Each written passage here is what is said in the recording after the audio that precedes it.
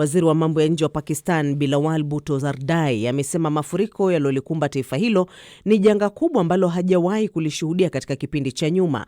Bwana Bhutto Zardari ameambia BBC kuwa mvua kubwa iliyosababisha mafuriko imewaathiri mamilioni ya watu wanaohitaji kwa dharura makazi ya muda. Omar Mkambara na maelezo zaidi. Waziri wa mambo ya nje wa Pakistani Bilawal Bhutto Zardari amesema kuna wasiwasi mkubwa huenda maji ya mafuriko kutoka kaskazini yakafika hivi karibuni katika maeneo ya kusini, kwa sababu maeneo hayo ni ya tambarare na itachukua miezi kadhaa kwa maji kuweza kupungua. Pia ameonyesha wasiwasi wake kuhusu athari kwenye mazao pamoja na kilimo, akisema Pakistani italazimika kurekebisha kilimo chake ili kukabiliana na hali ya hewa, na akiongeza janga hili la mafuriko ni kiwango ambacho hakijawahi kushuhudiwa.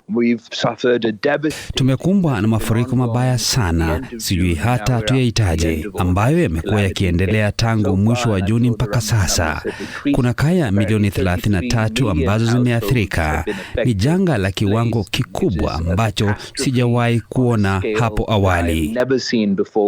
Waziri wa mabadiliko ya hali ya hewa wa Pakistani anasema mamilioni ya watu huenda wakakumbwa na mafuriko ambayo hajawahi kushuhudiwa nchini humo. Sherry Rehman alisema miundombinu ya Pakistani haiwezi kumudu hali iliyopo sasa, na alisema msaada wa kimataifa unahitajika kwa wale ambao walioathirika na mafuriko, ambao wengi wao wanahitaji chakula, madawa pamoja na makazi, hususan katika jimbo la kusini la Sidri pamoja na Khyber kaskazini, ambako mito imefurika, mabwawa yamepasuka na madaraja yameporomoka. Birehman iliambia BBC kuwa juhudi za kutoa msaada zilikuwa zikiendelea, lakini zilikuwa zikizuiliwa na hali ya hewa mbaya.